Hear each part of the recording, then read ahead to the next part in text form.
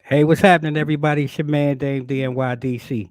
Yo, two mics up. We back, and tonight, man, we gonna really get into some fun. We gonna cut up, talk a little NFL. We gonna talk some sports, and just really, man, get into this here tonight. And before I get started, yeah, I just want to take a moment before I bring in, tonight's guest co-host that's gonna be rocking with me, through this whole project of the NFL playoffs. I just wanted to talk a few things, related to two mics up. And I'm going to go ahead and just really start out. I want to talk about some news and events.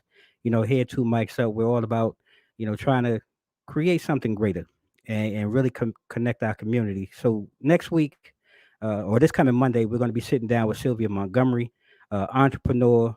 She's all about connecting people with resources to better themselves.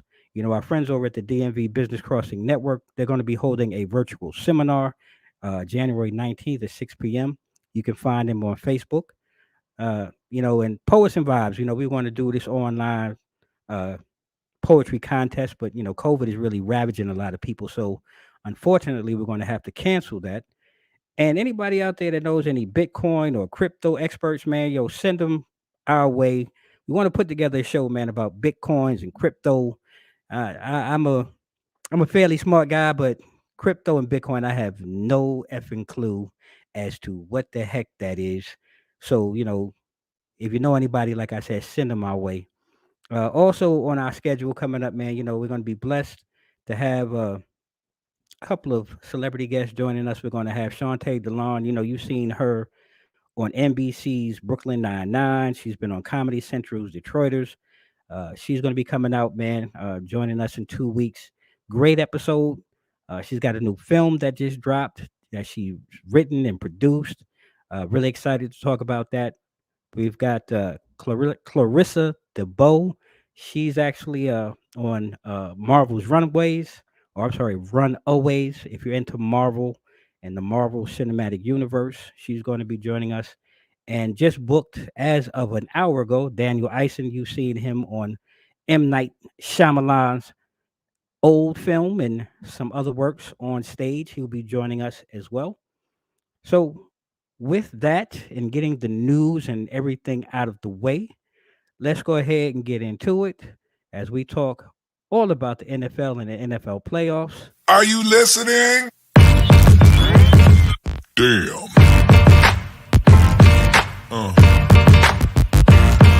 Yeah. Yeah. Yeah.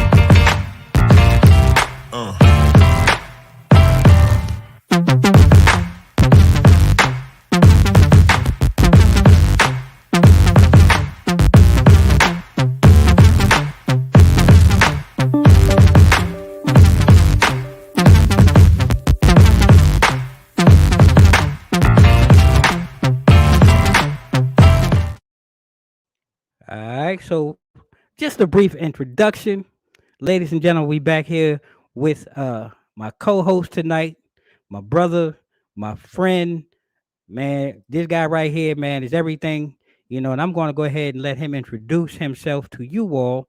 And Sam, before you jump on, you might want to Go ahead and unmute yourself, brother, and go ahead and jump on in here, man, and introduce yourself to everybody once again tonight. All right, all right. So, ladies, gentlemen, children of all ages, my name is Sam Adams. I am a sports enthusiast, pop culture. I don't want to say icon, but I try to keep myself in the know.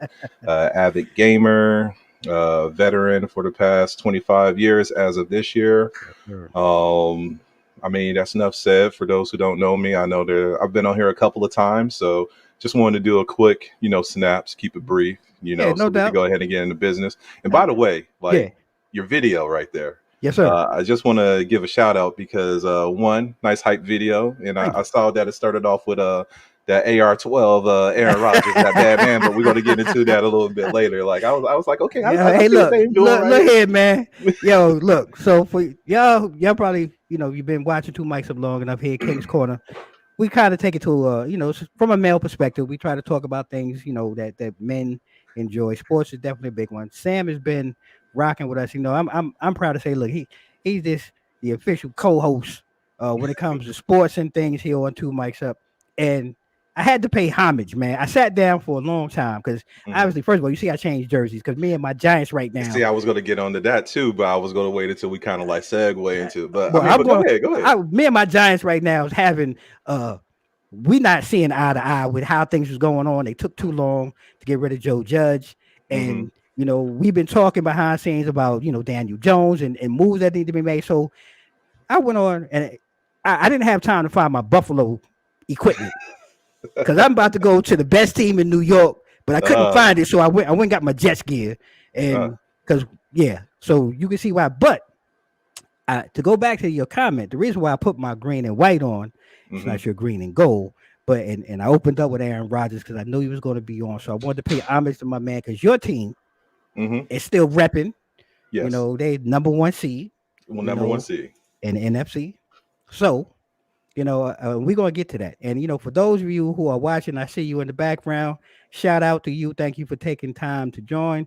If you're watching or watching through someone else's stream, if I don't see your comments or if you leave any comments, hey, please jump onto our YouTube channel, and watch there. So I want to make sure I get all your comments. And we're actually running a live Twitter poll tonight, and I'll jump into that. Probably tune in, maybe halfway through the conversation. See, if there's been any comments or anybody voting, we'll share that with everybody else. But before we get into your NFC East, okay, number one seed, we're gonna start in the AFC. We'll say that for last. Yeah, because plus the defending champions are representing, in the NFC. So I figured we start with the AFC this evening. So we're gonna jump into that.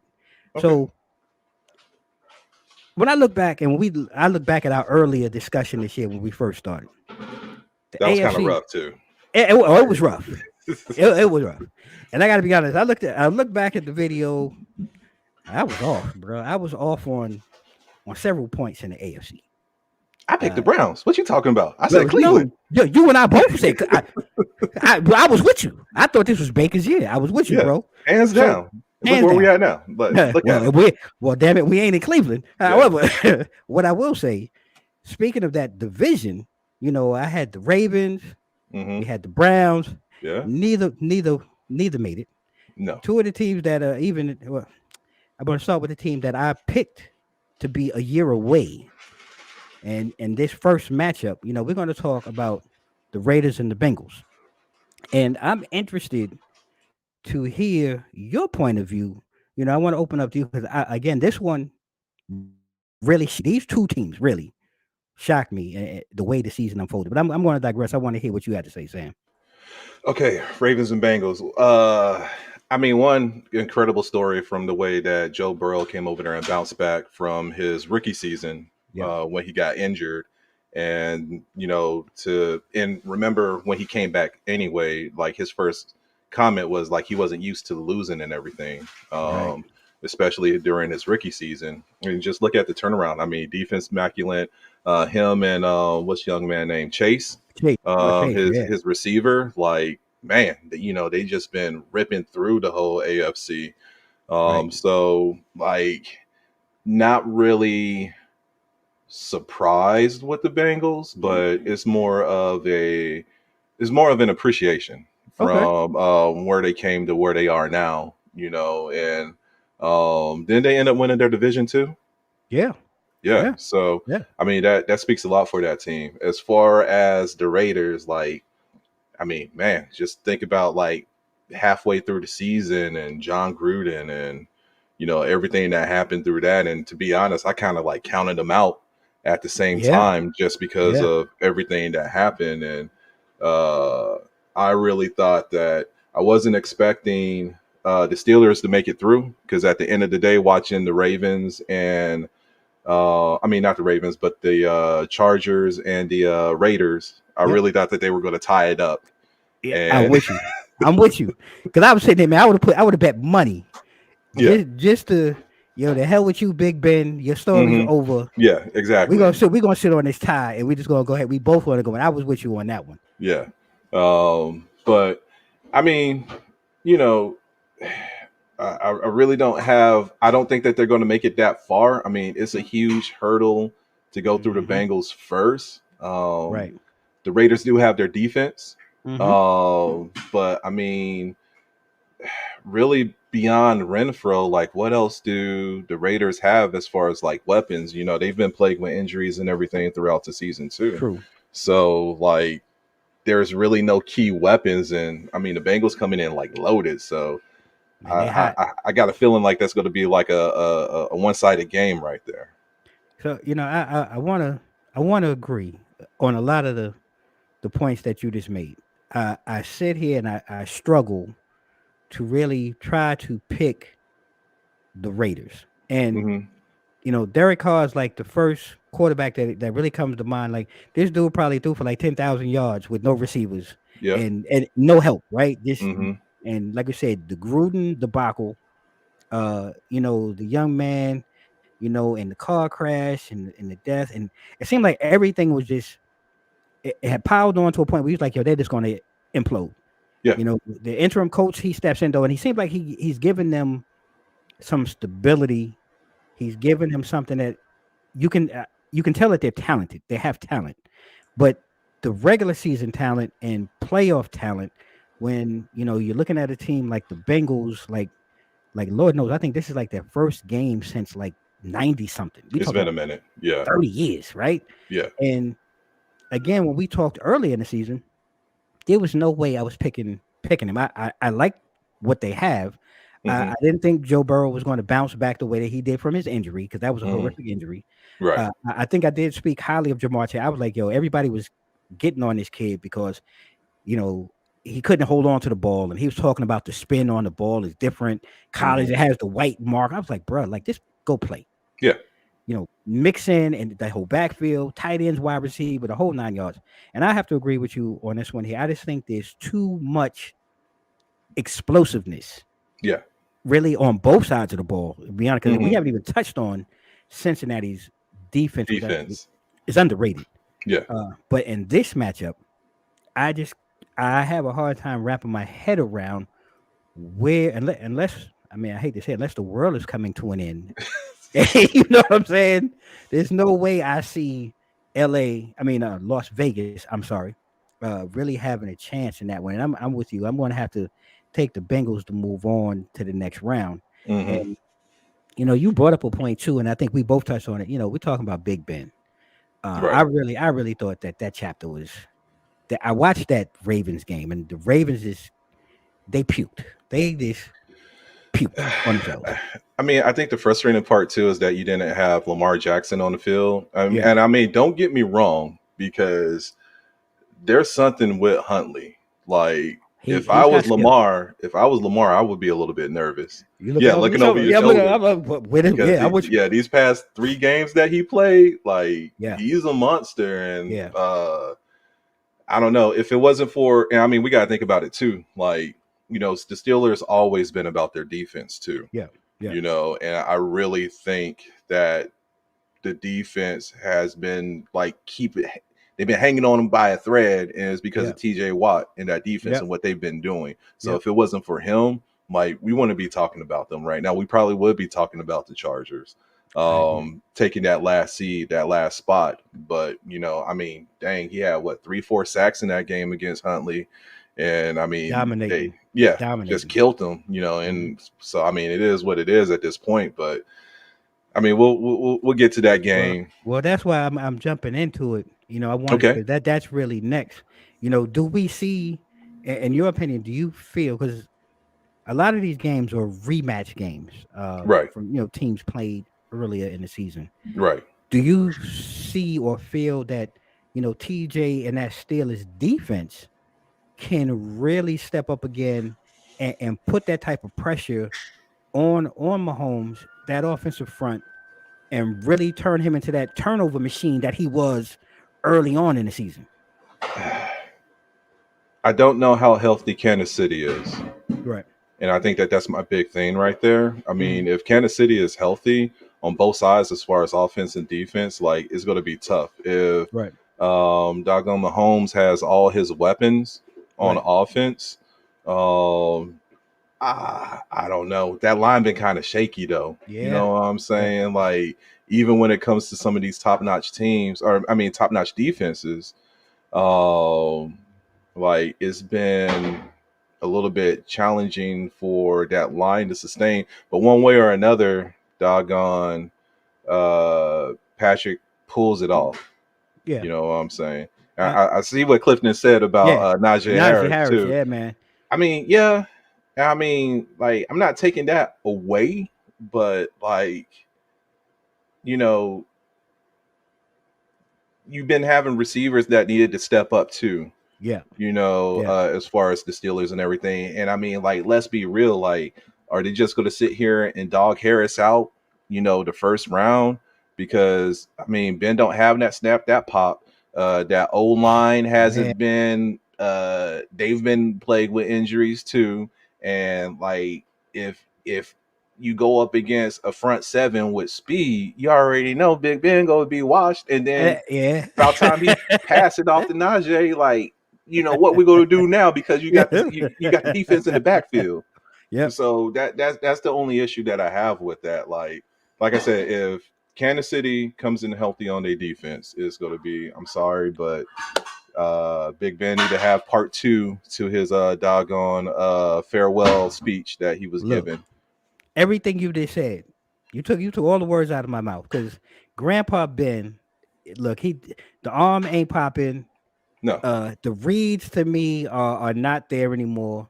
Mm-hmm. Najee, right? Najee is a beast. I agree with Cliff. I agree with what you're saying. They have some perimeter play. Claypool and those guys. I think they do have talent, but Ben to me is just not. Look. I watched it with Eli. We watched with all the greats. Tom Brady. He must have made a deal with the devil because he's the Tom only Brady's guy. just a freak right now. Yeah, he's a freak right now. Right? You know what I'm saying? And that's a whole nother conversation. But for me, all of that is so true.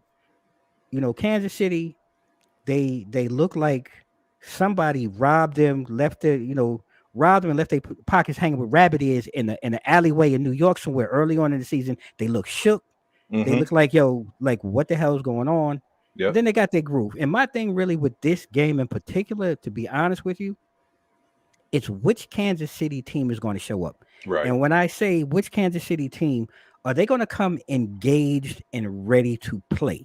Yep. If they come in just thinking like all of this here, we're laughing and joking about Big Ben being old, and because on paper this is like a no contest, right? But you still have to play the game, and if you're not engaged, to me that's the biggest fear for this game that I see. If Kansas City just think that they're gonna come in and they're gonna we'll turn the lights on, fourth quarter, man, the game could be tied, they could be losing. This could be Kansas City from early on in the season, and that's what worries me. But like I said, on paper, to me, this one here, I don't want to call it a no-brainer because I don't want to be disrespectful to anybody that's a professional athlete. Oh no, I mean I'll keep it funky, like let's just be clear about that. On paper, like this game should be a wash. It should be. Look, this one. I don't want to sit here and blink my eyes and like you said, and the joint tied, and I'd just be like, I'd be damned. You know what I'm saying? Yeah, like, true. Right true. So, I mean, you're right. But you're right. I mean, it'll be tough. I say KC by 2 scores. Okay, and that's fair because I think right Right now, when I checked the line, they was up 20. They had Really? 20. So two Okay. scores, I think is fair. I think you Yeah, I falling think I in. think 2 scores is reasonable Yeah, that's because definitely. I mean, th- even though Kansas City defense is good, it could get exploited, Yeah, especially in the running game. yeah, You yeah, if there's somebody, I mean, we already brought up Najee Harris, so I mean, if they plan on him being the workhorse of that game, then that could cause a problem it could. for KC. I mean, So, they slow the we'll game down. and then I They mean slow. that could open up the RPO too later on Yeah, down the road. So yeah. I mean, we'll see what happens. I agree. I agree with you on that, and Cliff as well. Cliff, thanks for jumping in. And this game, I wanted to save this one because I mean we have, to me, what I like to call the old guard versus the new guard of the AFC East. And I'll be honest with you, I think when we talked about this early on in the season, there was no way that I had Bill Belichick and these sorry ass Patriots anywhere on the radar. And I Nope. did say it, you damn right, with my ugly ass Jets uniform on. These sorry ass Patriots. Look, I have to give credit where credit is due, though. Right. Bill Parcells, look, I'm just going to fucking genius. I just got to say it. When you come back from disaster like last year, and the debacle that went on with the Cam Newton experiment, the failure, We need to then to talk come about back. that too, but we'll do that Oh, later on okay, down the road because okay, I know that we okay. brought that up before, but go Yeah, ahead. yeah, and yeah, we'll circle back. All But I right. have to give it to him that, this dude, look, he just went to ground and pound. He got his guys to buy in. Look, we're tougher than everybody else on the block, Hmm. and they're gonna have to prove us wrong. And they nursed Mac Jones along to where, and I didn't think, not to say he wasn't a capable quarterback, but they put him in a position to manage the game to win. He's proven to be a system quarterback.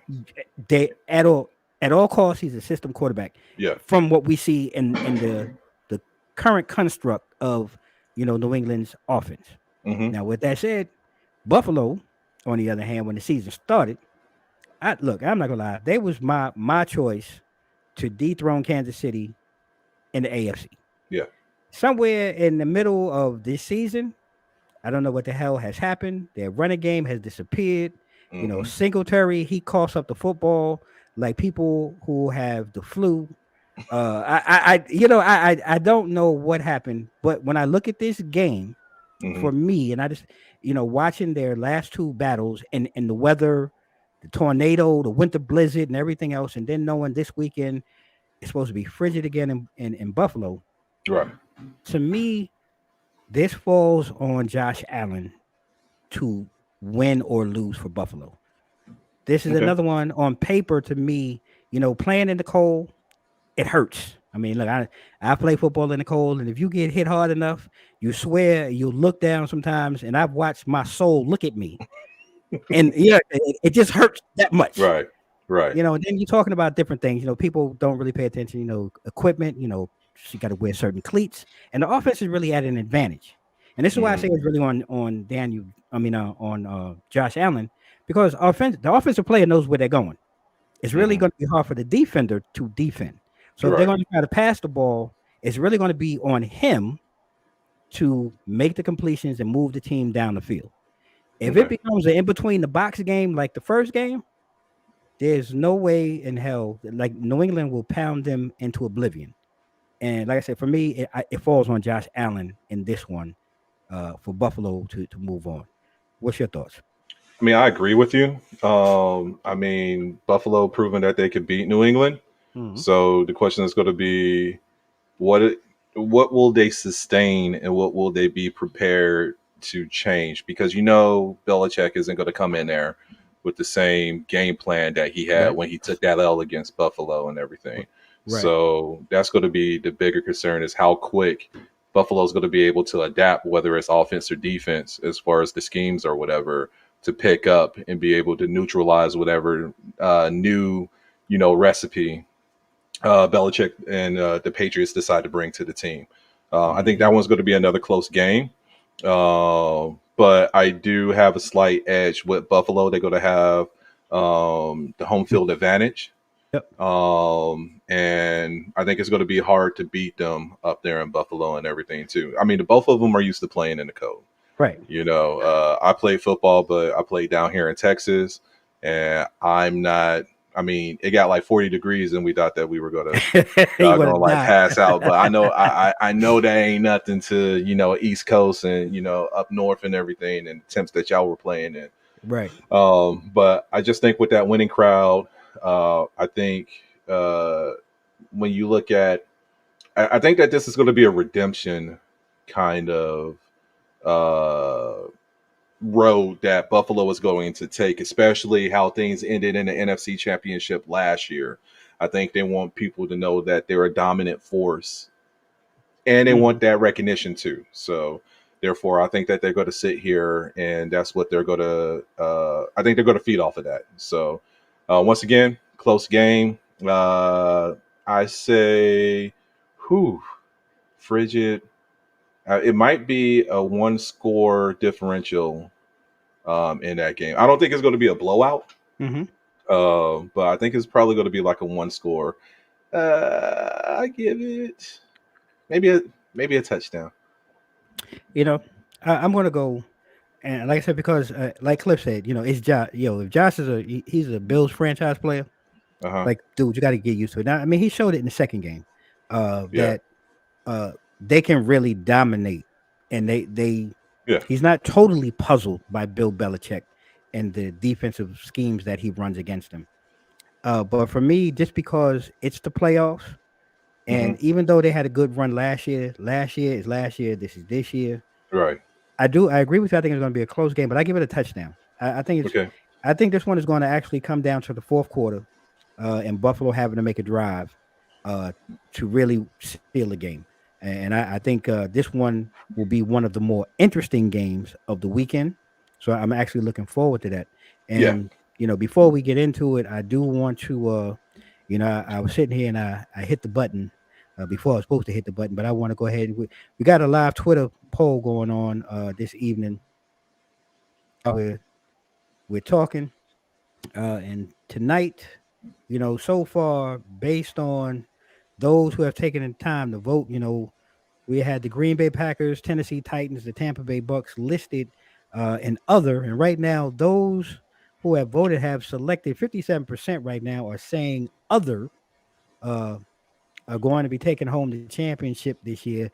And I kind of did that on purpose, right. In the sense of other. I know there's a lot of Kansas City fans out there. There's a lot of Cowboy fans out there. And that may be where the other's coming from. But I'd be interested, if you haven't gone and voted yet, head over to our to our Twitter page. It's a live poll going on our page, and we're going to leave it up through Saturday. Thinking about, maybe Sam and I are coming back maybe next week to do this again while the playoffs is going on. If he has time on his schedule. Of course I got time. We might, just keep this running, throughout, let's keep the play. Yeah, keep running throughout the playoffs, and I'd be interested to see how these things progress. So now we're going to switch over to the NFC. All right. We're going to talk about the NFC playoffs here in 2022. And, I find the NFC also interesting because there were a couple of teams on here that when we talked about earlier in the season when they started that weren't, really registering, but I think we talked about that potentially. Right. And Twan had joined us for the season opener. And in the first game, funny enough, his Eagles, they're playing against the. You know what? We kind of like shitting on his Eagles too. I know I shitted on his Eagles because we're in the same division. I shitted all over his Eagles, man. And I'm a Giants fan even though we having a fallout. That's why I'm wearing my Jets uniform, but we did. We did. We excluded the doggone Philly from the whole equation, man. Like I just thought about that, and now look at us. Look, I know. Look at me and look at us, and it didn't work out well. So, not at all. Sam, what's your take, and what do you see unfolding and transpiring here in this Eagles Bucks matchup? I guess the main theme about a lot of these games is just going to be health. Rumor has it the Buccaneers defense is coming is coming along and turning around as far as like getting key players back on that defense. If that's the case, I think it's going to be a horrible day for Jalen Hurts. Like, I don't think there's going to be anything that he's going to be able to do. I mean, because they have speed and power. I mean, and that defense is familiar with each other because it's the same defense from last year too. Yeah, that's going to be rough. I don't know. Doggone Tom Brady might throw a clinic down there in Tampa Bay, and I wouldn't want to be on the back end of that. So, I mean, kudos to Philly from persevering because there was a lot of players. I mean, there was a lot of teams that was up in the running. You had the Vikings that was still in the gist of it. You had who else? I mean, you had. I mean, look, the East was terrible, but we were talking about the Washington. Once you got to like the bottom tier, Washington was still part of it. You know, the Saints. Can't forget about New Orleans. Minnesota fumbled the football towards the end of the season too. So, like, even Atlanta was even in the conversation. I mean, we're talking about Atlanta. I really think that seventh seed is kind of just like a tune-up for whoever. It's basically like a tune-up for whoever. Here you go. Like a divisional winner right there. So, like, I mean, no disrespect to Philly. Like I said, I salute them big time, but like this might be bad for them. Okay, so you know what? I'm going the other way because I learned from my lessons. So you got to believe in this underdog story, huh? Twan, if you listening, love you, bro. But so here's the thing. I agree with you on a lot of because this could really go. This one game in particular could really go off the rails. Like, you know, the same way like we saw Kansas City and Pittsburgh, this game really could just go off the freaking rails, right? I mean, it's true. It can. But here's the thing. So, and I got to be honest, because I did overlook Philly for the majority of the season. I just refused to drink that dirty Philadelphia water. However, this is, when you look at it, like if we're talking football, this is kind of a strength versus strength thing, right? Yeah. Philly's they're run squad. You know, Jalen Hurts, he's a threat. I'm just going to call it. I'm gonna be honest, call it what it is.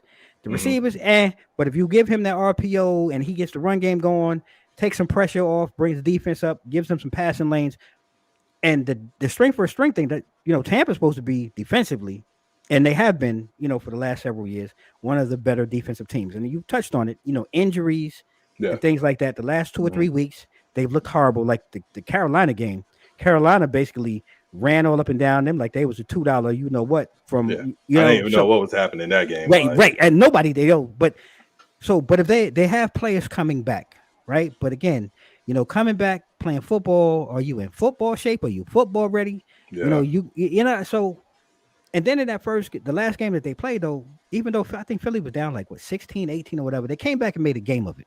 Yeah. So with those things, and I'm gonna sound stupid here. Not stupid. I'm gonna sound crazy. Twan, you listening? This is my upset sleeper. This is my upset sleeper game. Because I'm not buying into New England, right? I think there's so much more going on. I mean, not New England. I'm sorry, Tampa Bay. I just think there's so much going on behind the scenes. The Antonio Brown. There's just a lot going on, and it's just hard to repeat. And if they don't lose this game, I just don't see Tampa Bay making it back. I'm gonna be honest. Okay. And I'm calling this one my upset sleeper. Because like you said, normally I agree with you. A 7 going against a 2, especially the way this playoff situation is set up. This really is like a JV team playing a varsity team on paper. But I'm going to go. I'm putting my money down on Philly to upset Tampa Bay this week. Okay. Yeah, that's a bold move, and I'm doing it. I'm trying to make up. I'm not mad at it. I mean, it could be. I mean, you're right. It could be a good game, but like, I don't know. I close my eyes and I don't see it. Like, no way in hell. Yeah, I close my eyes and I'm already like, damn. Like, I mean, but like you said, and I think you brought it up with KC, which Tampa Bay team is going to show up? Yeah. During the playoffs, what I'm saying? If if they don't have, and you're right, but I don't think that the off-field antics and Antonio Brown was always a hit or miss. He barely played during the season. He barely played last year. He was the last person to even sign a contract leading into the 2021-2022 season to begin with. And whether he was there or he wasn't, I mean, you still had Godwin, you still had Mike Evans, of course you had Bray and Gronk, so and Leonard Fournette. So it wasn't like Tampa Bay or Tom Brady skipped the beat. Like he didn't lose no sleep, and they were still winning games. It was just the unpredictability with the team, because there was a lot of games that they should have blown out teams that they were struggling against. And I know that we all were here like sitting around like, the hell is going on? Agreed. You know what I'm saying? But I think that there's they just showed a little bit of kinks. So if Philly could exploit those kinks, then more power to them. But I don't know, man. I mean, and granted, like Tom Brady don't have the same receivers that he had last year too, because I mean Godwin is out. Mike Evans, I mean, even though he turned up last week, he's still plagued with injuries too. So I mean, between Leonard Fournette and Gronk, and I mean, if they double up on that dude, then it's like, what else do you have? So it could be a close game. But Bucks by 3 touchdowns. Okay, all right, and that's fair enough. I know. Look, I'm with you. I know. I went out on a limb on that one. So then the next one, I think. So this one is a classic, throwback. In my eyes, this is a nostalgic game. This has always been a classic heavyweight game when these two have always met. And I meant to find the stat, and I didn't. But there was a stat, I believe, out of the 8, I want to say, is it 7 or 8 times that these two teams have played in the playoffs. And Dallas holds the edge, but obviously everybody remembers the immaculate reception game that the 49ers, won and went on to win the Super Bowl. But I say all of that, the winner generally of these matchups have also gone on to win the Super Bowl. So it's an interesting matchup there. And I bring that up because now, talking about the 49ers and the Cowboys, I just think it's a real simple premise for me when I look at this game. I love what the 49ers have done. A lot of people, in my opinion, sleep on Jimmy G. I think Jimmy G is a bona fide, I'm not going to call him a superstar, but I think he's a bona fide star. This guy's taking them to the Super Bowl. I think he's quality. A lot of people they that I know and that I've had conversations with are not impressed with him, but I think he's a legitimate guy and he's done it before. I say all of that is because we have Dak. Dak and the Cowboys, they're like a bad nut. Like it's there. You think it's good. It's not good. And I think this game really boils down to, do the Cowboys really lose and because of the pressure? Everything around it, everything is Cowboy Nation, America's team. And I just don't see Dak being built, and not just Dak, no, but these Cowboys, period.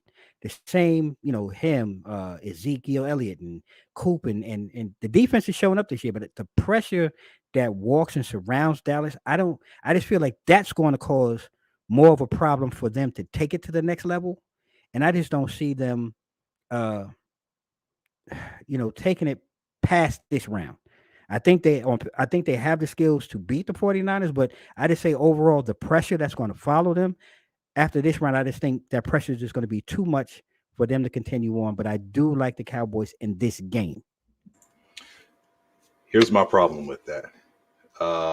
The Cowboys have sucked against teams that were over 500. Very good point. And then I sat there and I thought about it. Like, in my office, we were going through like who had the clear path to the playoffs at least. And on paper, Dallas had the easiest schedule to make it to the playoffs, to win their division. Because no disrespect, but like, look who they were facing between the football team, the Giants, and the Yeah. doggone Eagles. You know what I'm Yeah. saying? And then I want to say they were playing against the NFC South teams, and besides Tampa Bay, I Right. mean, look at the class of teams that they were playing over there between the Saints, the Panthers. Dang, who else is in the NFC South? I'm forgetting one, but they must be trash because I can't even They think trash. of them right Exactly. now. They trash. Right. So, like, strength of schedule, like this was them. But look at all the teams that were over 500 that they had challenges with.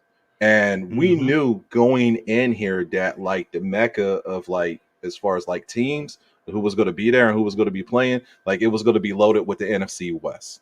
Yep. So I think this game is going to I think Dallas is going to have more trouble with this game Yeah. just because of the type of offense between Jimmy G, who's their tight end? I can't think of his name right now. Kittle. Yeah, Kittle. Mhm. They have Debo Samuels. Yep. You know what I'm saying? So they have a lot of weapons that that defense, like I said, good defense Dallas have. You know, I'm Yeah. not going to take anything away from Michael Parsons and doggone Trayvon Diggs. But just as many picks that Trayvon Diggs had, he's also leading the league in most yak on the defender too. So that's something that you got to keep in mind too. Good point. I think Jerry Jones going to be happy that they finally got a playoff game because it's been a minute, but I think they're going to be disappointed when that clock strikes zero at the end of the day. And I mean, just like you said, it's not going to get any easier for the Cowboys moving forward because are they going to win against the Cardinals? Are they going to win up in Lambeau Field? You know what I'm saying? Yep. Like their path is going to be like, oh my goodness, what do I do now? You know, because they're going to be the lower seed too, either way. You know what I'm saying? So now you're taking that home field advantage away from you. And like now you're facing real competition. And I don't think no disrespect, all flash right now with the Cowboys. But I really think that I don't know. I can't see them. I mean, I could see them beating San Fran, but once again, like I close my eyes and it's like, damn, like they just got dusted. You know what I'm saying? So I don't. I think it's going to be a close game, maybe by a field goal. I think doggone San Fran pull it out. Okay. I think it's good. I don't. Nah. I'm not mad at it because I think that's a fair assessment. Because like I said, for me, I think a lot of people really slept on the 49ers and everything that you said, their whole skill set, their defense. We too in the office. So I got a good coworker. You know, he's a 49ers fan. I mean, look, they're bullies, man. And I think I saw a clip briefly either yesterday or today. Michael Parsons, linebacker for the Cowboys. I mean, he said the same thing. He said, man, everybody call them bullies. Well, bullies don't like it until they get punched in the face. And, I'm like, he's got a very good point, but I just don't see the Cowboys as punching somebody in the face. I just, not when it comes to not the 49ers, not the way that they handled LA, the Rams, I mean, the 49ers, I think are really a silent, legit contender, in the NFC and staying in the West. Like you said, we in our last conversation and when we talked about it, the West was really it this year in the NFC. Right. I really had a feeling that all teams in the West was going to it was going to be LA or the Cardinals as that one seed. And then everybody else was going to filter in as doggone wild card spots, Agreed. So like and even in that point you brought up though, like the Cardinals and the Rams both held that position. And then somewhere towards the middle and the end, the wheels started kind of falling off. COVID hit and injuries hit like they always do. So what do you see? Like going into it, what do you see in this matchup again? I don't know. Because I mean Cardinals won one game. LA came out kind of nasty though that last game. Though. I mean, I don't know. I mean that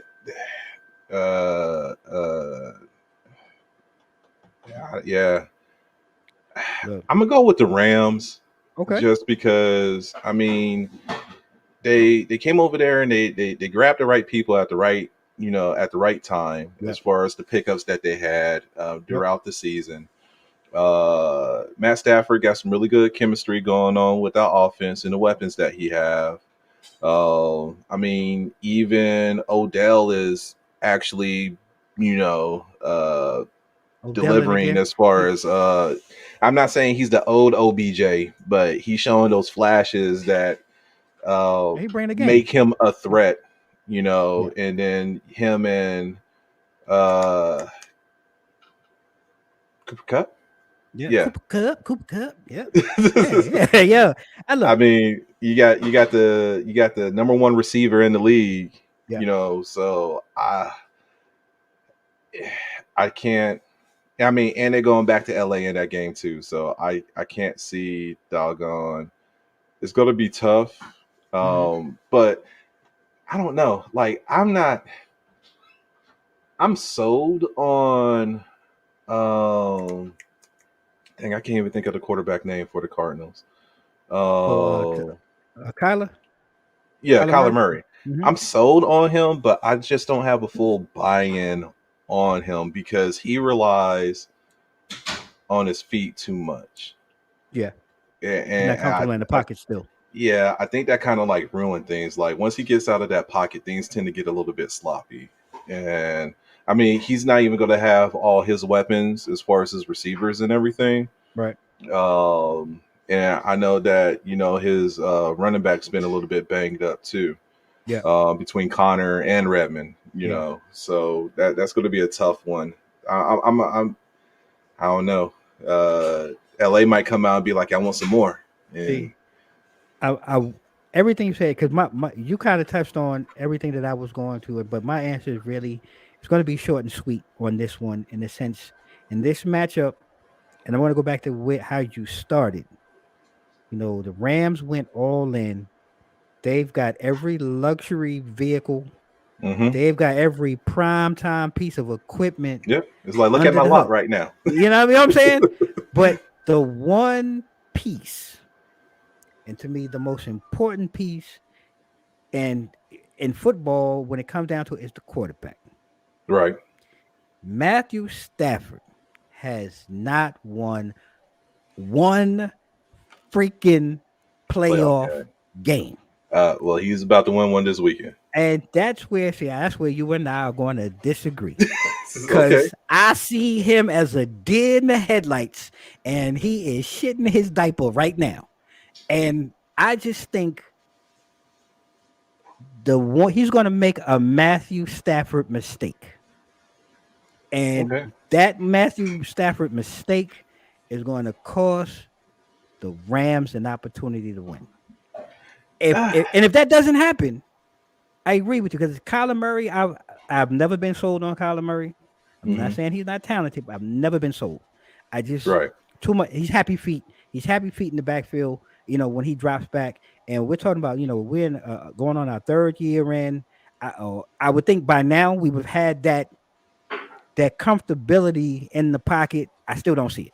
But he can't because he's so short and the line is so tall, and he needs to scramble in order for him to see past his doggone lineman so he can get it downfield. There was a guy that wore number 9 in New Orleans, Drew Brees. He was an itty bitty guy.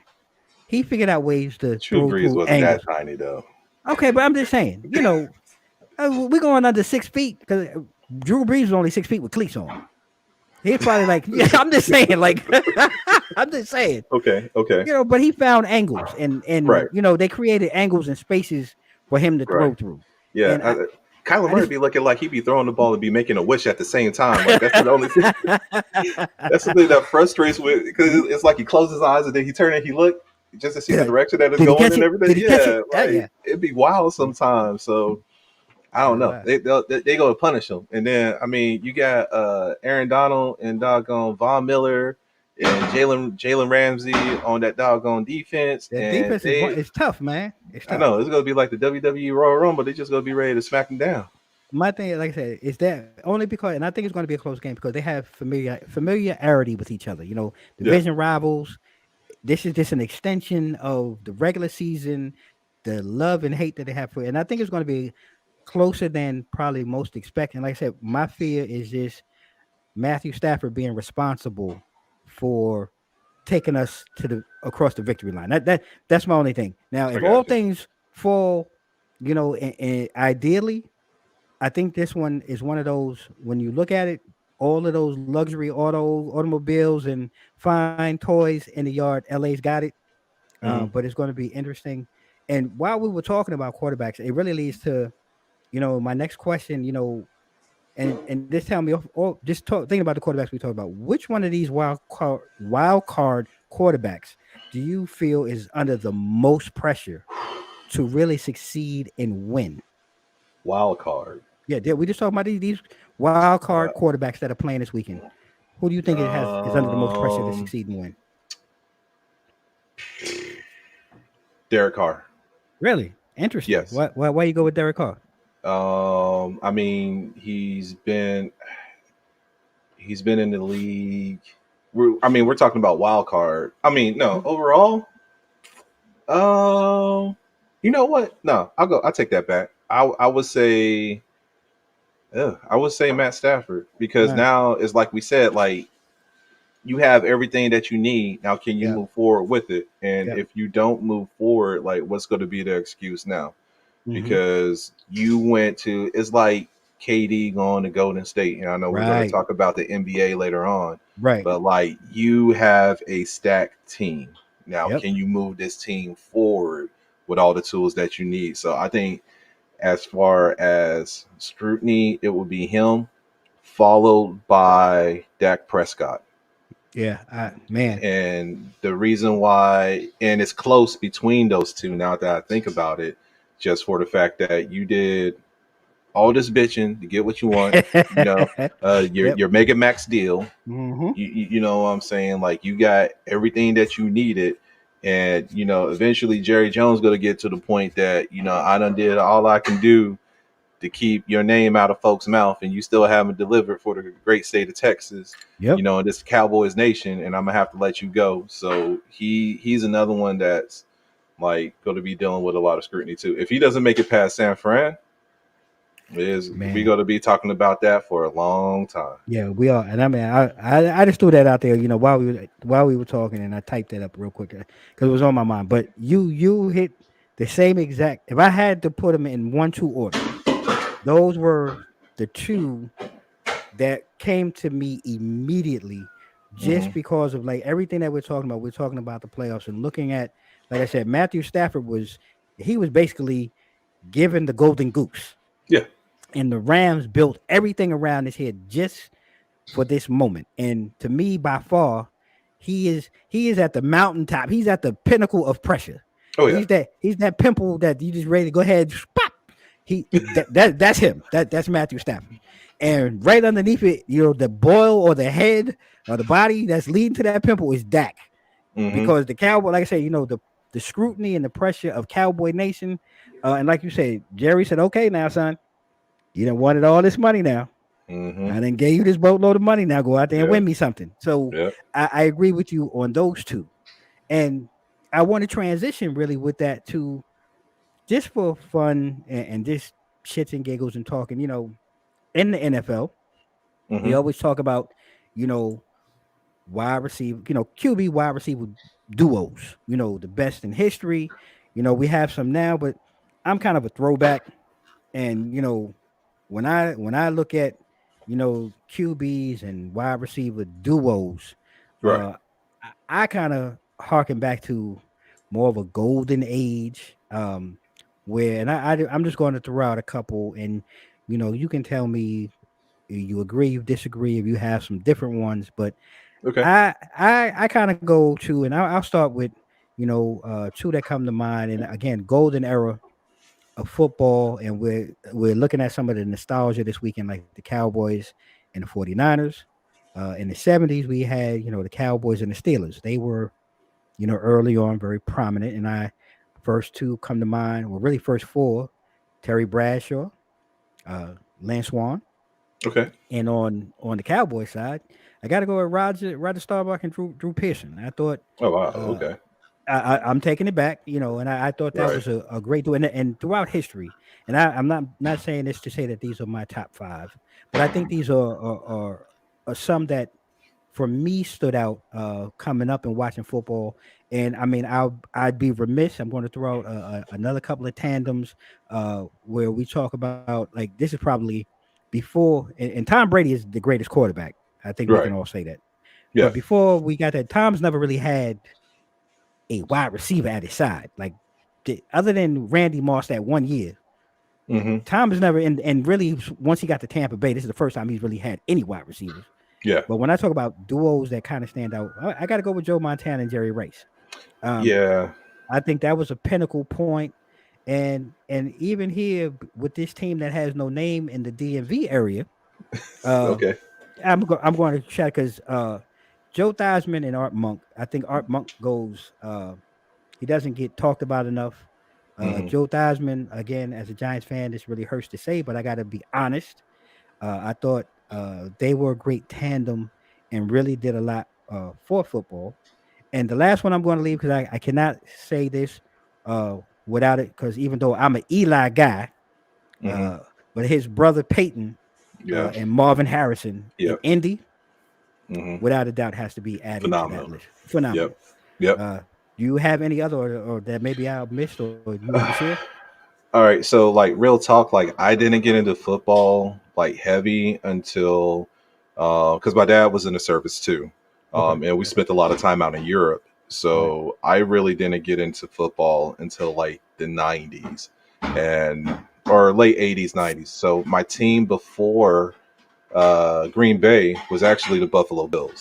Oh, okay. So that would kind of revert me back to Jim Kelly and Andre Reed Nice. Nice. as a good combo. Even Nice. though they couldn't make it, even though they couldn't Hey, look. four Four times. four times second, man. That counts for something. 4 times seconds got to count for something, bro. Second place champ. Say yeah. You know what I'm saying? That's Uh, impressive. You consistent with second. And with that being said, my Achilles heel since I was a Buffalo fan was Troy Aikman and Michael Irvin. Mm-hmm. Um, Yeah, that's another good. I mean, you hit a lot between Steve Young, Jerry Rice. I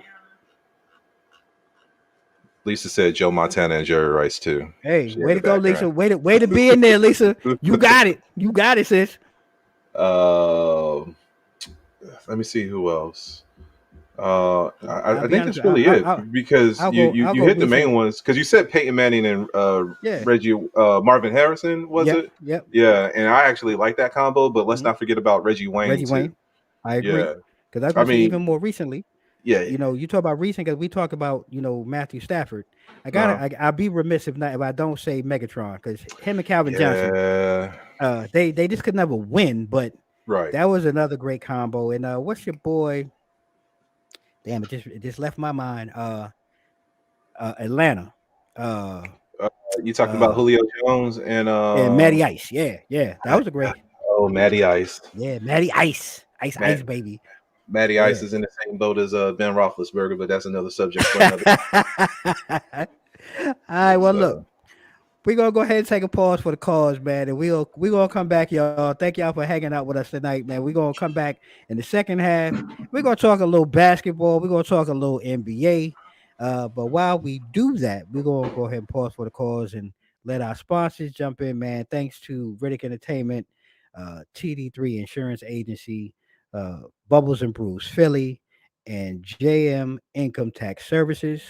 Stay tuned. We'll be back after the break.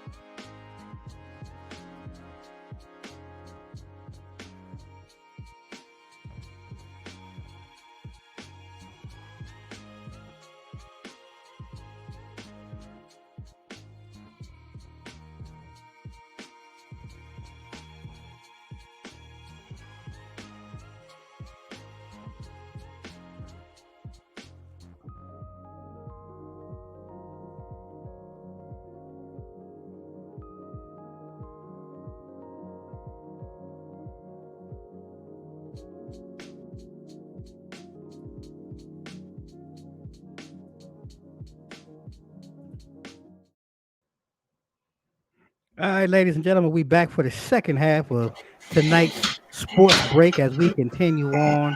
You know, we jumped in all in 2 feet in, knee deep in some ish, talking about the NFL. So we're gonna go ahead and pivot and transition on to the hardwood. We're gonna talk a little NBA. And we right now we NBA talk, and we're about the halfway point now. We're about Hmm. 41, 42 games in, Sam, and there's been a lot of good and there's been a lot of bad.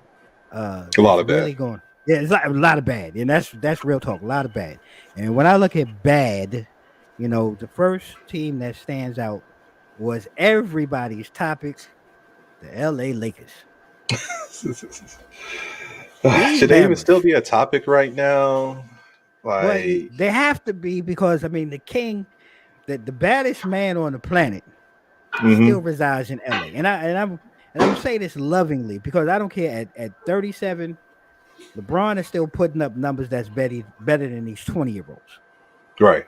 However, they just look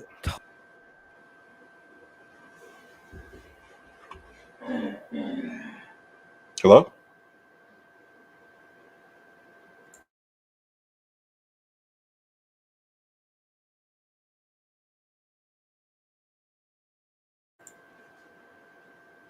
I think you got disconnected.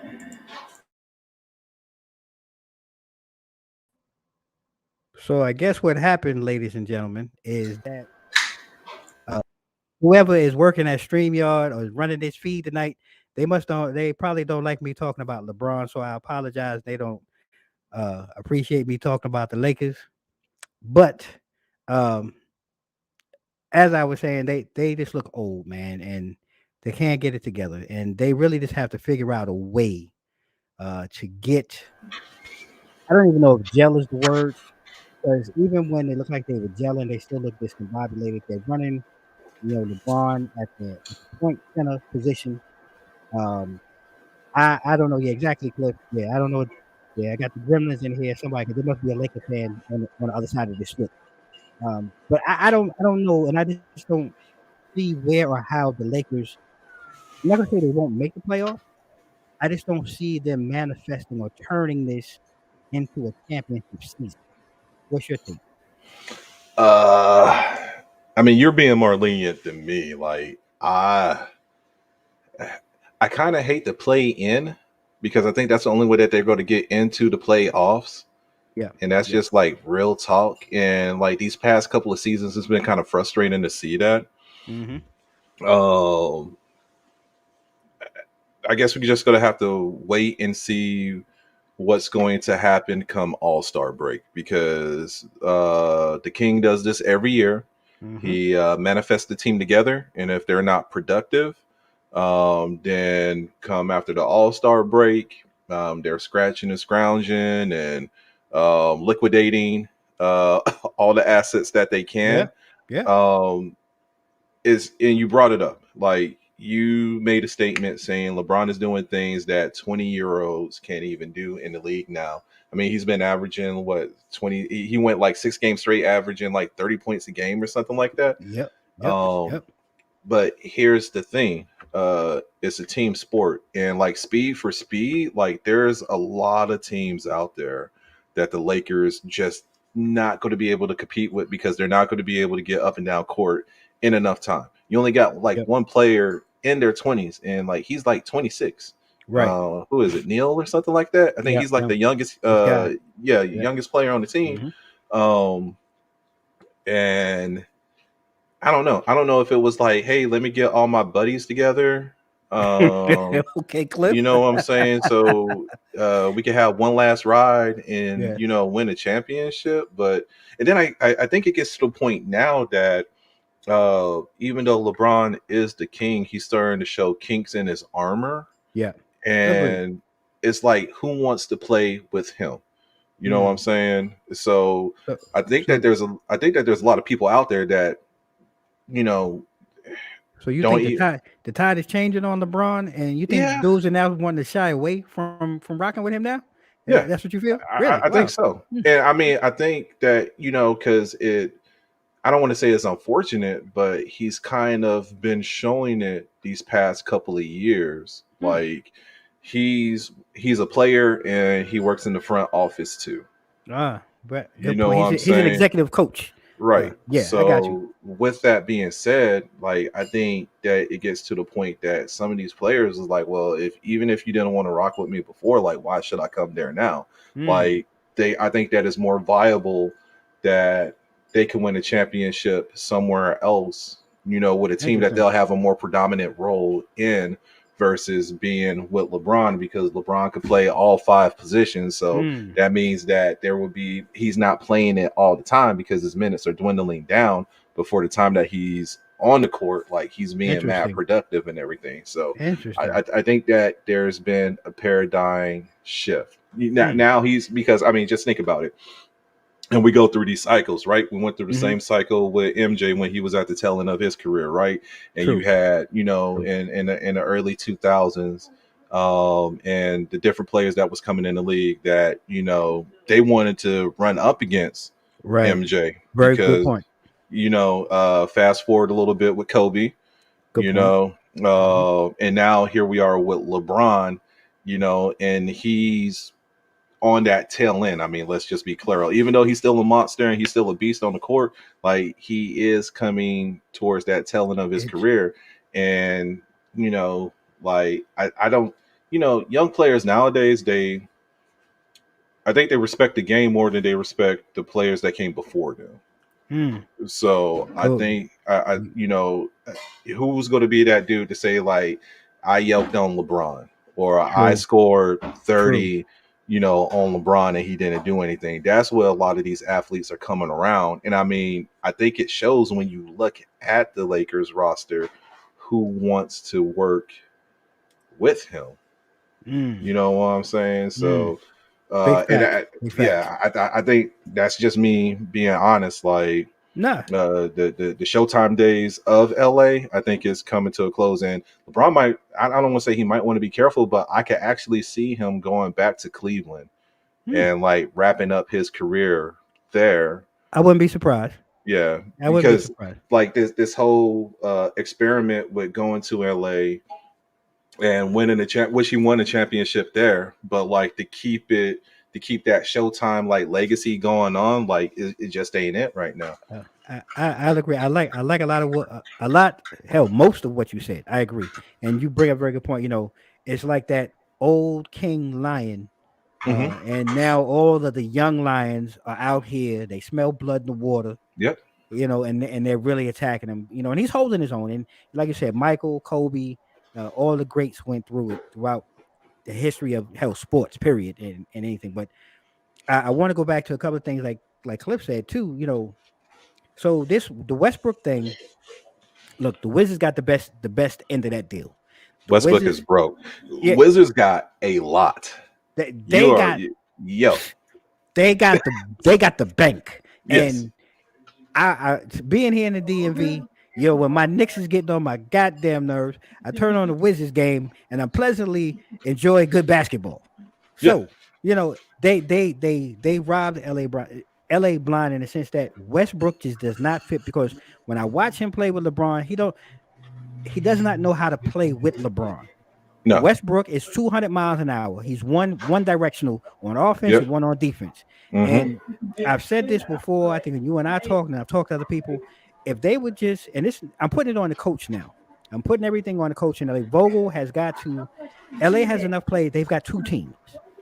And Westbrook, like you said, the NBA game is an up and down pace. If Westbrook was to be on the second unit with the guys that are a little bit younger, that have a little more up and down pace, I think that gives them an opportunity to stay more competitive in games versus trying to keep him and Carmelo and all of the star packages that they put together around LeBron, putting him on the floor for the glitz and glory of LA. To me, it's just not working. It's not even a star package though. It's like LeBron and them. You Well, true. Well, know. right now it is LeBron and them Yeah. because I these dudes is not mean, showing up. yeah, and I mean, did we expect anything different coming into this season with the roster that they had? And me, So honestly, my answer is no. I don't Like, think we like mhm. Right. because we're not Yeah. experts. Right. But as a fan, I Mhm. agree with. I don't think we did. I think though the media and those who are supposed to be sports pundits and experts really tried to sell that hype. Yeah. And exactly, Cliff. He's trying to go hard, trying to uh he's going hard to prove he has a spot in LA, and he just doesn't. It just doesn't make it Cliff, doesn't I fit. kind of disagree with you. I think Melo should have stayed his ass in Portland, but that's another Oh, subject for another all day. time. He should have never came. He Yeah. had a better chance in Portland. But I mean, even with Dame going down now, Yeah. uh, Oh yeah. Yeah. With that, that abdominal injury. Yeah. that may have strained that. But we're in agreement. I just think LA right now is like the exemplary of bad in the NBA. And I'll be honest with you, even though the Nets, I'm going to go over here to the East. Hmm. Even though the Nets are winning, Right. I just don't buy into this whole. I can't have a part-time player. I'm No. sorry.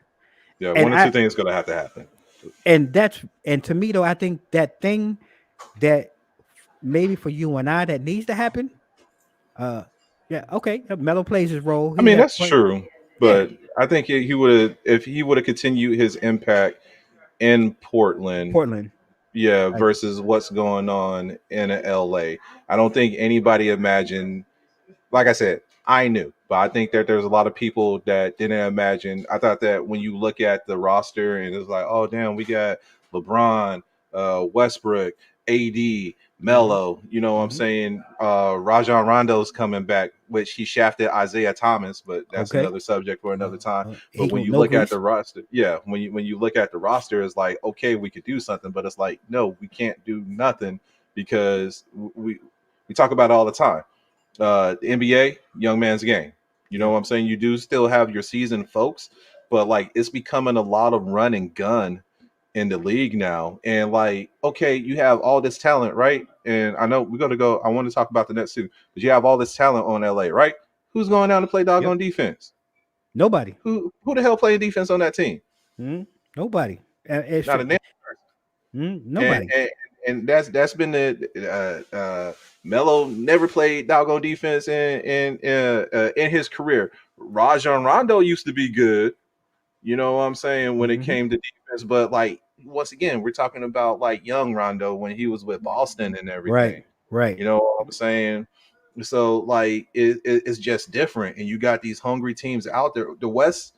Uh, the West is I want to say they're loaded because you still got to Man, deal with the Jazz. You still got to deal with Memphis. bruh. Um, Well, we're gonna like get to that. it's too many teams out there. But like, It's too many teams. And you hit it on the head though earlier when you said the play in mhm. round really saves the Lakers from embarrassment Yeah, because they're not a playoff team. no, But I agree with you, they are a play in team. hmm And that'll save them from embarrassment. And we were talking about the Nets, and look, I I'm going to say, I just think the Kyrie thing is going to come back to bite them when it counts most. I had this discussion the other day. My man was talking about, well, Brooklyn, they were one game away. KD almost won it by himself against the Bucks. I said, look, bro, that was last year. yeah, Last year don't count in nothing. And on paper, even I don't know if you watched the game last night with Chicago. They went and look, somebody called CPS. I think CPS, Child Protective, is still in Chicago looking for the Nets because what they did to them young bulls. But I put this on there and I say the young bulls because of just that. yeah, DeMar DeRozan is the difference. His hmm playoff experience, his game, everything elevates them. And I think this is early. They had already beat the Nets, twice already. Look, and they paying that fine. Yeah. Oh, and that's what I'm saying, Clip. That's really for me the problem with the Nets. The playoffs are going to come, and I can't have a part-time guy for God forbid, I'm going to lose him 3 games out of a series, 4 games out of a series.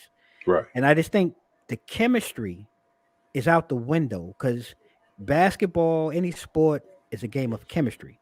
You can hmm have all the stars you want. Stars, yeah, they can come and show up, but if Patty Mills and Joe Harris when he comes back, Blake Griffin, these dudes, like they're on the backside. Blake, you don't know what Blake you gonna get. These like Jekyll and Hyde, and there's yeah, no interior defense with them, and that's the other problem, and that's why Milwaukee did what they did to them last year in the Mhm. playoffs. Yep. So I'm not sold on the Nets. And like I said, they're winning, but the playoffs is a different animal. And I'm just afraid of what may happen to them come playoff time. I think the issue, I don't need a part-time player. And when Yep. you think about the Nets to begin with, like it was a package deal with KD, Kyrie, and doggone James Harden. Like that Mhm. was a package deal. And if you don't have all three of them on the court, I mean, the thing that we've been dealing with what the past 2 years with them as a unit anyway Yep. is that there hasn't been too much the health issues, the playing Mhm. time and everything. Mhm. Like there Mhm. has been no consistency to gain that continuity with all three of them on the court at the same time anyway. Right. And then they do lack size in the interior too, because you're Yep. relying on Blake Griffin. I know they got LaMarcus Aldridge back this season, but he really hasn't been a factor. He's got a bad heart. He's got a bad Yeah, ticker. yeah, I'm just yeah, be careful. yeah. He's fragile, Yeah, yeah. It might as well just he need to have caution tape. All You day. know, Yeah, he needs to put that on his uniform. I mean that's going to get crazy. So Yep. like, I think that there's going to be a changing. I don't know. I think there's going to be a lot of surprises as far as the season, and um, I really think that Brooklyn is going to be on the back end of that. I think that they're going to be on the back end of that, unless, like I said, All-Star break happens and they get that week off, and we see a IG photo of Kyrie with his "I got vax" sticker. That's the only that's the only way that's going to change. I don't think that's going to be hitting like that. Like, yeah, it's just messy. So I mean, it's good to see him on the court. But at the Yeah. same time, and I'm not going to tell somebody what and what not to do, but I pay you a particular salary for Right. the whole season. Bro, you playing. You go get the Mhm. shot, put your uniform on, Yeah, and come play. And that's where I'm at. Because to me, that shit is crazy, man. There's just no. Like I said, it's a sport, man. And yeah, I came here because of you, and now you. Because to me, I would take it as you bailing on me. I'm yeah. just gonna keep it real. hmm So I would have a problem with it as a player, and as a teammate and as a friend. Me and you, we had to have a real heart to heart, man. Because, bro, I feel like you sold me a bag of soft shit, and I'm not cool with that, and yeah. it is terrible. So I want I to ask. think So one we or two talk. things going to happen. I Mhm. think either like I said, All-Star break or around the All-Star break, he's going to get vaxxed, or B, like, and I hope this, across the board period, as far as the decrease, as far as, COVID, yeah, COVID COVID infection. and everything kind of like subside and everything. Mhm. And then New York end up loosening up some of the restrictions that they have as far as like playing and vaccinations, and then it goes back to the old ways of like basically you got to get tested like every doggone day, and Yeah. then we'll see him on the court and all that stuff. So I think one of those two, like if he doesn't get vaccinated, then probably like spring, Mhm. things might die down a little bit, Right. and Right. then the state of New York will lift some of the restrictions, and then we'll Mhm. see him on the Mhm. court, during home games a little bit more. Like New York, like them fines, whatever. Whether it be 2,000 clip, 5,000 clip, up to 25K, I don't know, but New York with that paper. And I agree. So Cliff is, I'm not knocking Kyrie for his decision. I agree. Right? It Yeah. is totally on him. Yeah. More However, but power he to is him.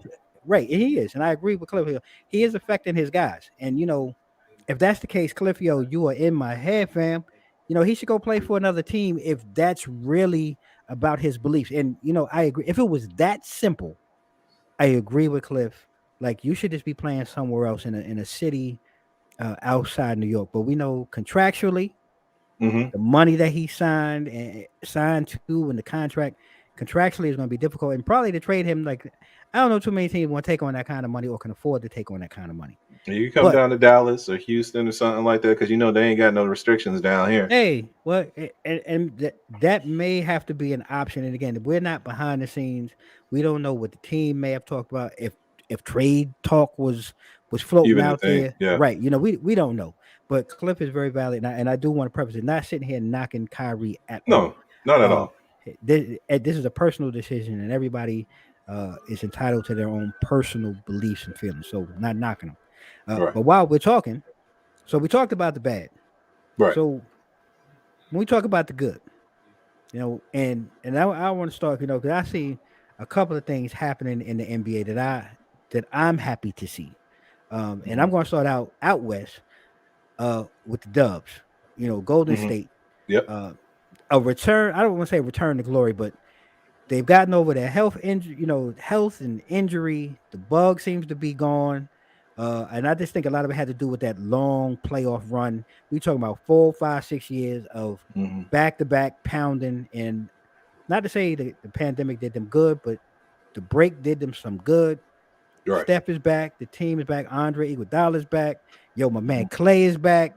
Oh, Jackie Moon himself. Yeah, I mean, yep. So I'm excited to see that and what they're doing this year. Again, back on top. They're out there. I think they're, again, and we're always going to have this with Golden State. They're a threat, but in the playoffs, there's no interior. There's no interior. And I don't know if, what's the young boy? Is it Wiseman? I don't know if he's going to be able to come back. Yeah, and that's really, and that's where I was going next, Cliff, man. Yo, you might as well be sitting here with us on this live. But yeah, that bench, I'll be honest with you. I couldn't name most of them, I think, other than Looney and GP son, Gary Payton's son. I couldn't name anybody else. But that bench is bananas. They cause problems. Yep. And Golden State is back to be a problem for everybody in the West. And the other team in the West that, right now, if I had to right now, if I'm starting the squad, I'm getting Ja. I'm going to Memphis and I'm getting Ja. Ja is sick. But see, that's what I'm saying. And that's what I was saying beforehand when we were talking about the Lakers, like that young Memphis speed. You know what I'm saying? And this dude, Ja Morant, coming out the woodworks, like grabbing rebounds and block shots and everything. Like, it doesn't even make no sense what he's doing right now. So it's crazy, man. Those two would be my two teams right now that I'm looking at that's doing great things in the West. If I had to take back here to the East, I'll be honest with you. So the Bulls, and as a Knicks fan, this hurts. But the Bulls are impressive. They do. They look good. Impressive. And I say this because, and I want to, Knicks fans, please don't get mad with me, but DeMar and Zach should be in Knicks uniforms. When we were coming into this season, look, Kemba, he's a New Yorker, all that. Fournier, if he could play the Celtics every night of the week, I know he's dropping 30 points every night. But the reality of it is, we're not. Kemba, his knees are about as good as my knees, and they're not. Evan Fournier, I don't know if he needs beignets before games or whatever, or somebody just needs to smack him with a Celtics bag before every game to get him hyped. But if we could have had DeMar and Zach in the New York backcourt, I think that would be a total difference. Right. They're making all the difference in the world in Chicago. Plus, Lonzo, not going to sleep on Lonzo Ball. I think he was a great pickup for them. And all of the other young, like Chicago's got a lot of young pieces that is really impressive. And the other team in the East, Philly. With everything that's going on in Philly, because I think their ownership and management should all be smacked with a bag of nickels. Because Embiid, I'm sorry, Embiid is out here putting in work. Right. And you got Ben Simmons sitting home catching, he copping a check. And Embiid is putting out an MVP type season. Right. And I just don't understand like what they're doing, because he's already had injury. He's had a litany of injuries throughout his career. And for him to be playing at this level with no other help, it blows my mind. And Philly needs to get on the ball and do something with that whole Ben Simmons situation, so that they can go ahead and take that next step. Because I think they're right there. Right. But that whole Ben Simmons thing, man, is some bull. I mean, man, I don't even know what to say with that. I mean, Ben Simmons been going back and forth for a minute, so like I damn near forgot that he was on the team because you really Right. don't see him or hear anything anymore. Um, I mean, you brought up excellent points. Like when you talk about the good, I love the new look of the Bulls. It's good to see Klay Thompson back on court. What you call it? Memphis always been a dark horse, especially like these past 3 years. Like they've been Mm-hmm. creeping real slowly and everything. Just the progression that they've made. And I mean, shout outs to Charlotte. Another young team, and shout out to the Wizards too, Hey, because them. Uh, Kyle Kuzma said it best. He was like, he just wanted a shot, and he shouldn't have been on the bench. He was a starter to begin with, I agree. and you see what he's doing on that team and with that team. So Yep. I wasn't expecting the Wizards to have the doggone record that they have now. Nope. You know what Nope. I'm I don't think saying? anybody did.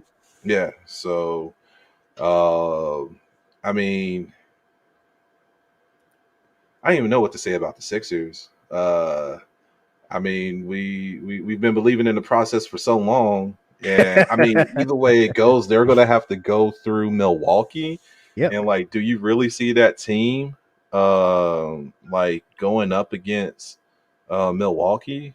Like, And see the way, like I said, the way that they're playing right now, and this is all hypothetical, right? We got to get into the playoffs.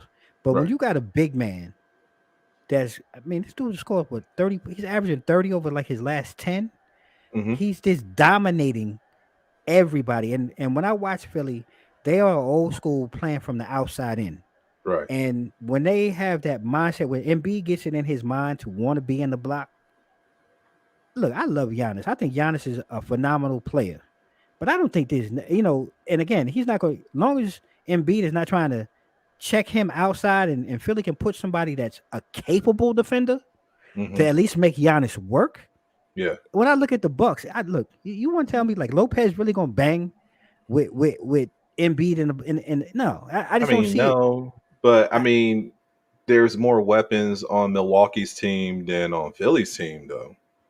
I agree, but I think it's just something about this year. And we're early on. Like I said, we're halfway. Just watching what I'm seeing right now, I just think Philly is wasting away a great opportunity Which is true.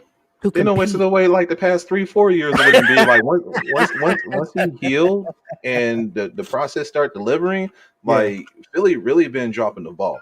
The 76ers is in the NBA in the playoffs is what Dallas is to the NFL Oh, because every year it's always a chance. facts, And it's the same facts, thing. facts, It's the same thing with Philly right now. Every year we facts, talk about Joel Embiid and the great things that he's doing, and then next facts. thing you know, it'd be either the semifinals or the Eastern Conference Finals, and we see Joel Embiid in the ball crying.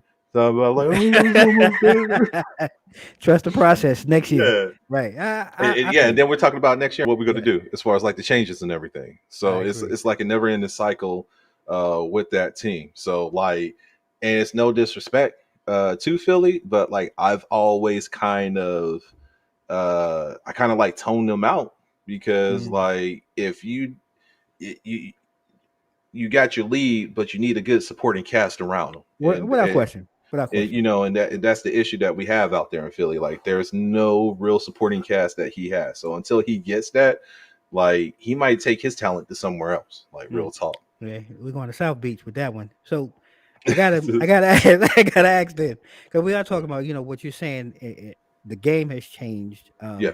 again, Hmm. and we're talking about NBA and what certain teams need and things of that nature. And I want, yeah, hey, look, Twan, I agree with you, bro. Like I want to like Philly, I really do. But they've been missing some pieces for a long time. And like Sam said, we running out of trust the process. Those years I are know. they're running out. They're being wasted. And Hmm. I don't know. Like I said, I thought Ben Simmons' situation was a perfect opportunity to maximize the opportunity to get pieces. And I think for whatever reason, management there, like I said earlier, needs to be slapped with a bag of nickels because they overestimated I think Ben Simmons' worth on the market. Yeah. And I'm not saying, because again, I'm not, look, I don't own nothing. I'm not Jim, but I would have took two second round picks and some future round and some players now Yeah. that can help me win now and still build versus demanding or trying to hijack people for a couple of number ones. No, he's Yeah. not. Ben Simmons is not that guy. No, not at all. So that's why I think Philly is in the position that they are.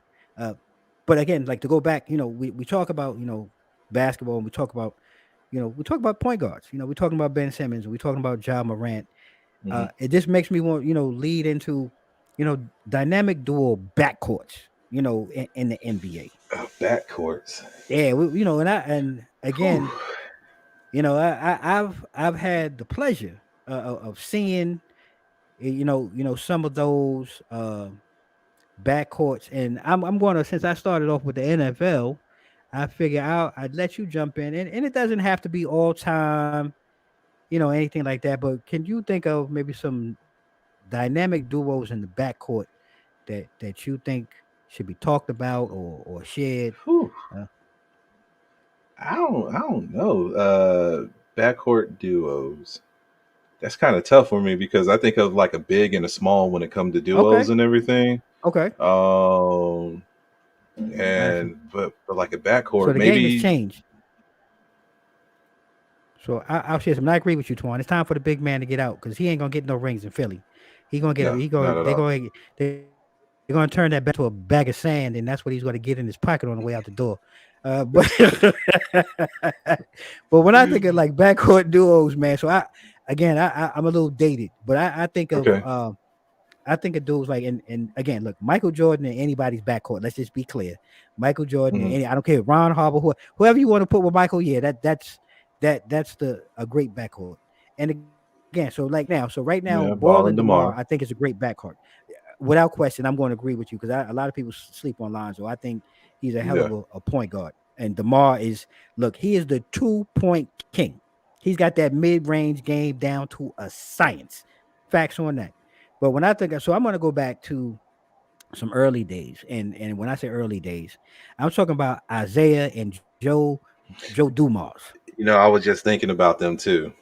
Yeah, to me, that's like one of those iconic backcourts. And the next one that I think of, and this one was hard for me because when I really think about it, I'm gonna go to LA.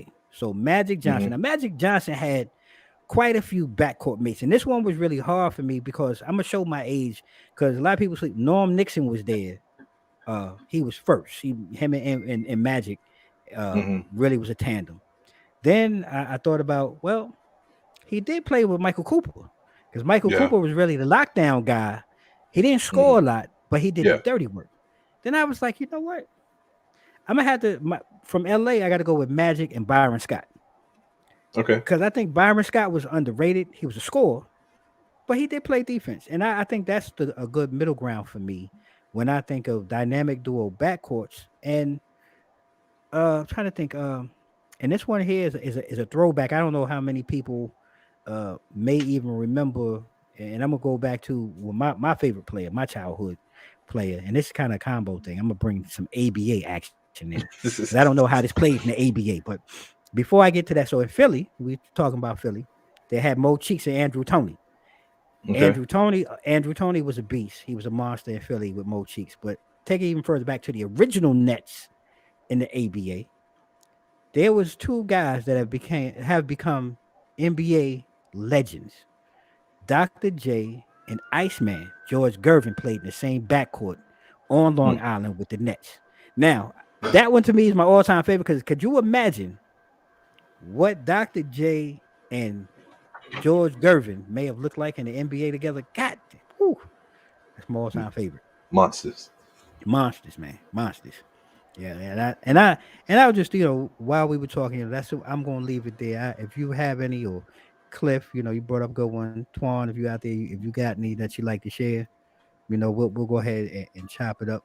But I think those for me were classics, and there's plenty of others I can go to that I probably. I think of Mark Jackson when he was. When it was him and Reggie. Yes, him and Reggie in Indiana. That was another great backcourt. Um, and that's what I say. Like Twan, look, you can put Mike with anybody.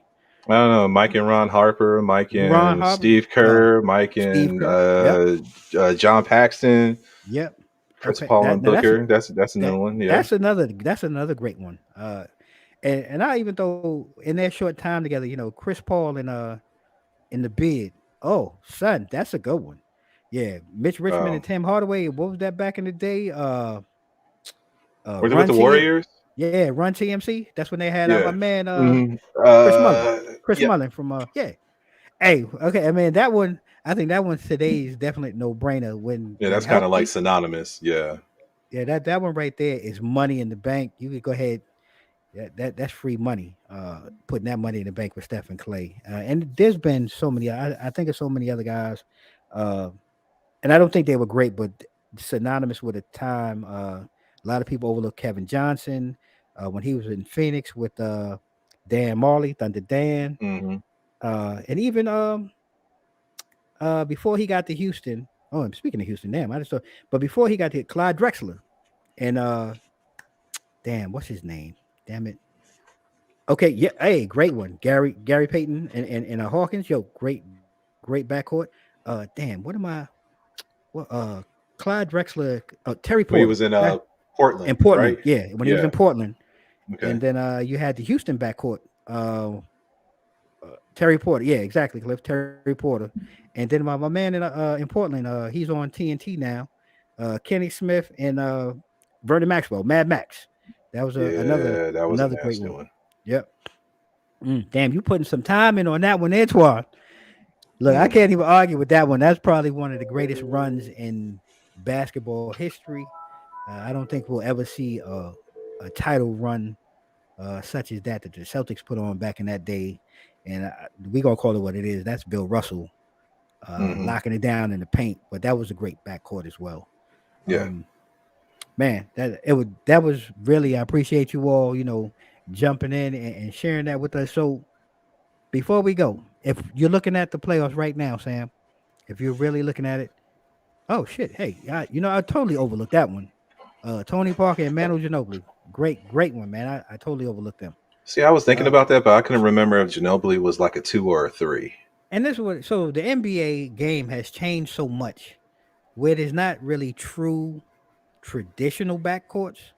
Yeah. Like back in the day, where your point guard was your point guard. You know who your two.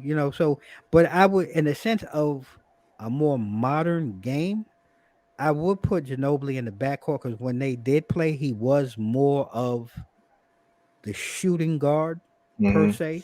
Yeah. So I think that's a great call. So looking at the future of the NBA this season, Yes. who do you see coming out of this playoff muck and making it to the finals? And who do you think right now has the best chance to win a championship? All right. So first off, not the Lakers. So if you're a Lakers fan out there, I'm sorry for you. But this year ain't your year, nor will it ever be again.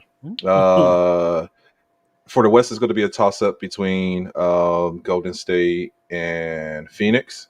The bigger question is whether or not Phoenix is going to have what it takes to get over that hump. Can Chris Paul shoot? Yeah, learn how to shoot. He just needs to learn how to shoot in the finals. That's all. Yeah, that's it. Yep. Got a little overzealous. You know what I'm saying? Get into the championship. And it kind of went downhill from there. It was like, damn, what happened? You know what I'm saying? He was averaging like 30, 40 points a game, and then it kind of went downhill. I got a feeling out of the East. I think that Milwaukee is going to repeat and get to the championship game again. I mean, when you look at teams, they're kind of like, Justin Tucker or PJ Tucker, is it? He left. He went down to Miami.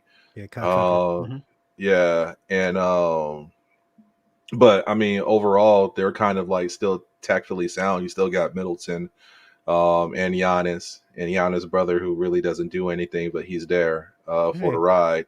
I think he's just like a good luck charm for Giannis. But I mean, I could see them coming out. I just don't.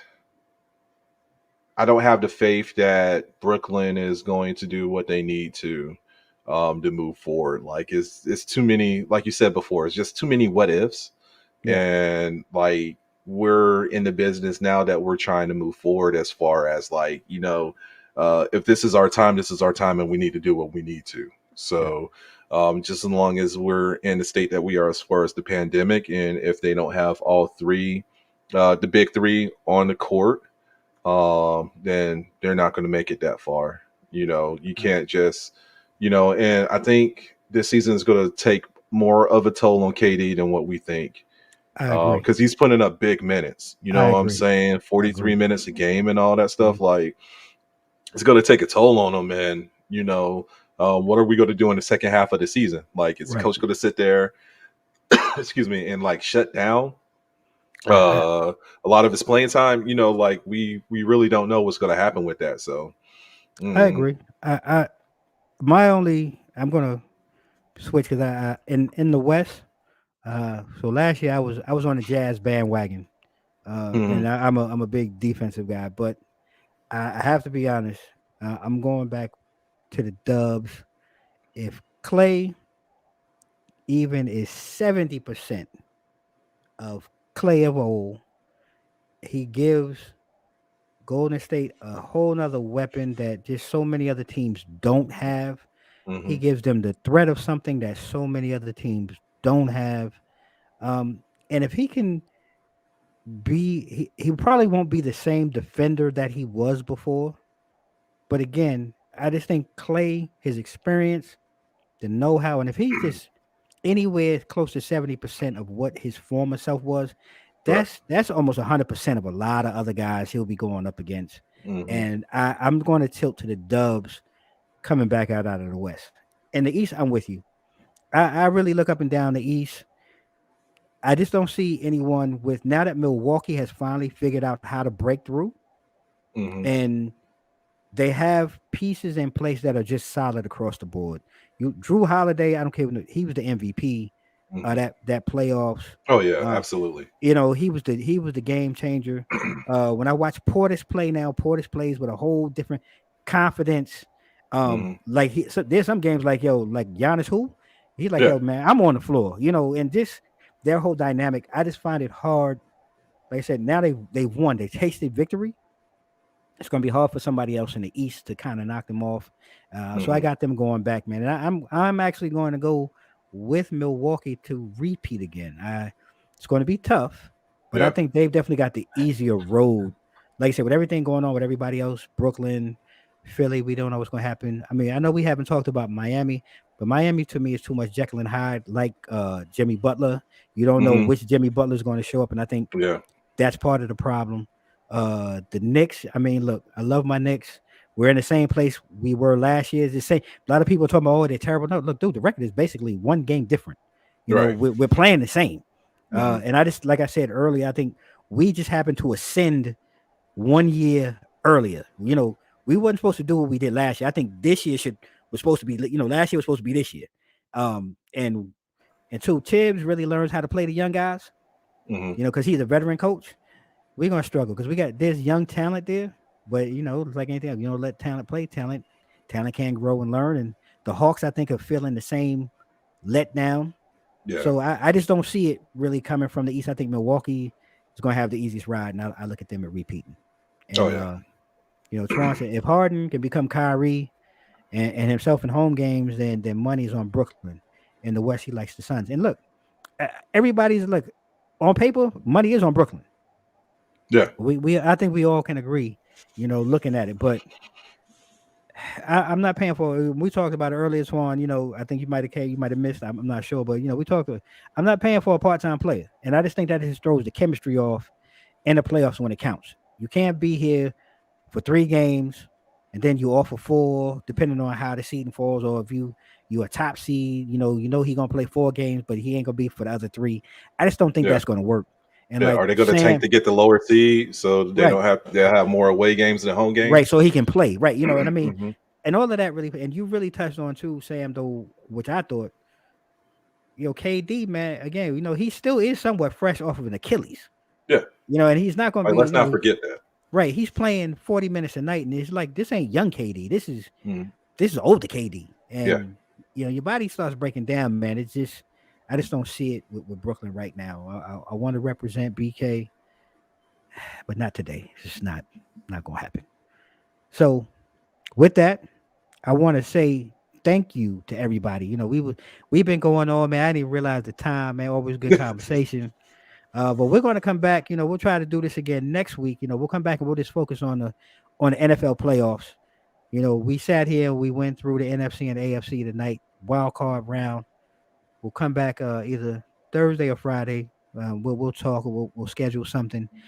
For those of you who took time out, thank you. Those in the weeds who I see that haven't said anything, thank you for rocking with us anyway. Come back next week. 2 mics up. Like I said, Monday, brand new episode. We'll be rocking with Sylvia Montgomery, entrepreneur. She's going to go ahead and show you and talk about how you can connect with others to get your business resources so that you can become successful. Next week, Thursday, we'll be back with a live. And then Sam and I will probably work on maybe Friday or Saturday, come back with another King's Corner to continue this conversation. Yeah, man. Yo, so everybody don't know this right here, man. This brother right here, this is Twan. Might as well be Jamaican. Yeah, Twan got so many jobs. He's a realtor. He's my barber. He's my stylist. Yo, he's also a sports co-host here on the show. We couldn't catch up, and get him on. But Twan, you more than welcome to come back, man. Get down here with me and Sam. Spot is always available. He's a great dad. He's a great father. He's a great husband. He's a good man. And I appreciate him taking time out for sitting here with Sam and I. Sam, man, I love you, bro. Love you too, man. I appreciate you, man. Can't wait for you to get back here on this side. And hey, we can do what we do. You know what I mean? And yo, Cliff, man, love you too, bro, man. Anybody out there listening, watching, if you haven't seen the promos, paying attention, Clifton Durham, one of our sponsors, TD3 Insurance. If you need insurance, and I'm talking about any insurance, commercial, life, this dude right here is one of the best in Northern Virginia. He covers a lot of different areas, man. Reach out to him if you are curious about your insurance needs. Reach out to him, TD3 Insurance. Yes, more fire, liquor, big shots, big tunes, and all of that. Hey, Twan, we were talking about them Eagles, man. You should have been up here earlier.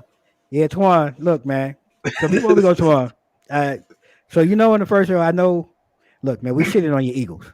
All right, we just dogged your Eagles out, and I apologize, bro. I actually picked your Eagles to upset the Bucks this weekend. That's my apology to you, bro.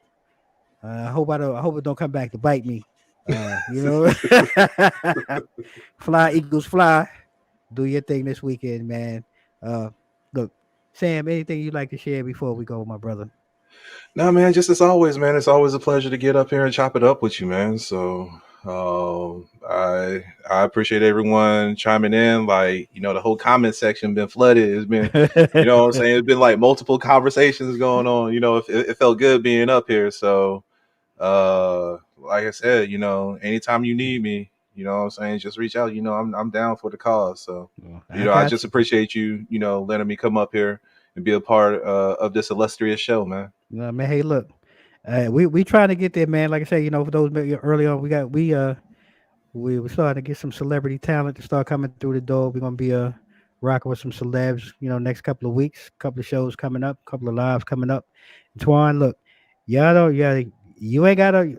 You see, I'm not wearing my Giants uniform. So you want to talk about somebody getting shitted on? Me and the Giants is having a problem right now.